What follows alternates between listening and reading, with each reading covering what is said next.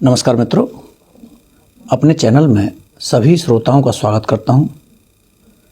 इस अंक में प्रस्तुत है एक कहानी जो स्वामी विवेकानंद जी ने हमें बताई है।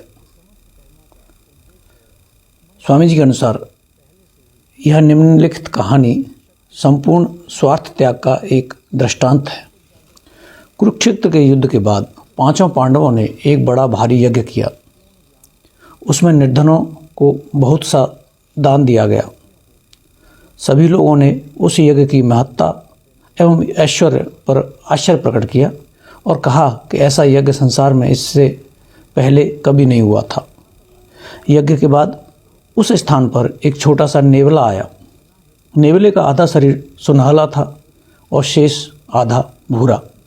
वह नेवला उस यज्ञ भूमि की मिट्टी पर लौटने लगा। थोड़ी देर बाद उसने दर्शकों से कहा, तुम सब झूठे हो, यह कोई यज्ञ नहीं है। लोगों ने कहा, क्या तुम कहते क्या हो, यह कोई यज्ञ ही नहीं है। तुम जानते हो इस यज्ञ में कितना खर्च हुआ है, गरीबों को कितने हीरे जवाहरात बांटे गए हैं, जिससे वे सब के सब धनी और खुशहाल हो गए हैं। यह तो इतना बड़ा यज्ञ था कि ऐसा शायद ही किसी मनुष्य ने अभी तक किया हो। परंतु नेवले ने कहा, सुनो, एक छोटे से गांव में एक निर्धन ब्राह्मण रहता था, साथ ही उसकी स्त्री, पुत्र और पुत्रवधू। वे लोग बड़े गरीब थे। पूजा पाठ से उन्हें जो कुछ मिलता उसी पर उनका निर्वाह होता था। एक बार उस गांव में 3 साल तक अकाल पड़ा, जिससे उस बेचारे ब्राह्मण के दुख कष्ट की पराकाष्ठा हो गई। एक बार तो सारे कुटुंब को 5 दिन तक उपवास करना पड़ा। छठे दिन वह ब्राह्मण भाग्यवश कहीं से थोड़ा सा जौ का आटा ले आया। उस आटे के 4 भाग किए गए। उन्होंने उसकी रोटी बनाई और ज्यों ही वे उसे खाने बैठे कि किसी ने दरवाजे पर खटखटाया। पिता ने उठकर दरवाज़ा खोला तो देखते हैं कि बाहर एक अतिथि खड़ा है। भारतवर्ष में अतिथि बड़ा पवित्र माना जाता है। वह तो उस समय के लिए नारायण ही समझा जाता है और उसके बाद तद्रूप व्यवहार भी किया जाता है। अतएव उस गरीब ब्राह्मण ने कहा, यमराज महाराज पधारिए, आपका स्वागत है। और उसने अतिथि के सामने अपना भाग रख दिया। अतिथि उसे जल्दी खा गया और बोला, अरे आपने तो मुझे और भी मार डाला।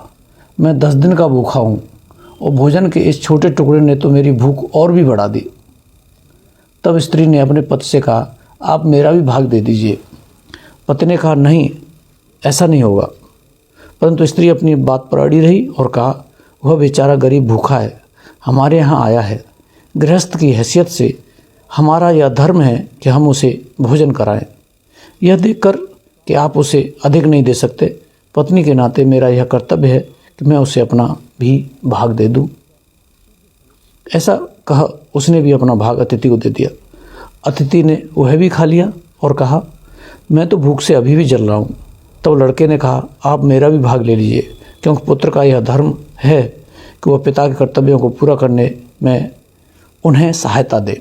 अतिथि ने वह भी खा लिया, परंतु फिर भी उसकी तृप्ति नहीं हुई। अतएव बहू ने भी उसे अपना भाग दे दिया। अब यह पर्याप्त हो गया और अतिथि ने उनको आशीर्वाद देकर विदा ली। उसी रात वे चारों बेचारे भूख से पीड़ित हो मर गए। उस आटे के कुछ कण इधर उधर जमीन पर बिखर गए थे और जब मैंने उन पर लोट लगाई तो मेरा आधा शरीर सुनहला हो गया, जैसा कि तुम अभी देख ही रहे हो। उस समय से मैं संसार भर में भ्रमण कर रहा हूँ और चाहता हूँ कि किसी दूसरी जगह भी मुझे ऐसा ही यज्ञ देखने को मिले, परंतु वैसा यज्ञ मुझे कहीं देखने को नहीं मिला। मेरा शेष आधा शरीर किसी दूसरी जगह सुनहला न हो सका, इसलिए तो कहता हूँ कि यह कोई यज्ञ ही नहीं है।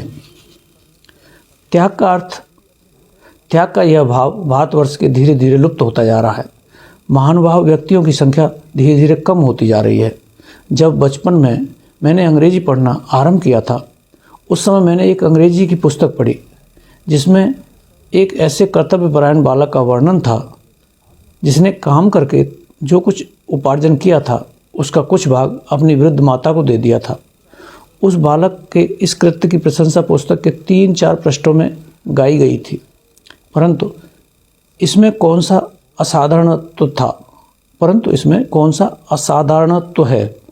कोई भी हिंदू बालक उस कहानी की नीति शिक्षा को नहीं समझ सकता और मुझे भी उसका महत्व आज ही समझ में आ रहा है जब मैं इस पश्चिमी रिवाज को सुनता और देखता हूँ कि यहाँ प्रत्येक मनुष्य अपने अपने लिए ही है। इस देश में ऐसे भी लोग अनेक हैं जो सब कुछ अपने ही लिए रख लेते हैं। उनके पिता, माता, स्त्री और बच्चों की फिर चाहे जैसी दशा क्यों न हो, एक गृहस्थ का ऐसा आदर्श तो कदापि न होना चाहिए। अब तुमने देखा कर्मयोग का अर्थ क्या है। उसका अर्थ है मृत्यु के मुँह में भी बिना तर्क वितर्क के सबकी सहायता करना। भले ही तुम लाखों बार ठगे जाओ पर मुँह से एक बात तक न निकालो और तुम जो कुछ भले कार्य कर रहे हो उनके संबंध में ऐसा सोचो तक नहीं।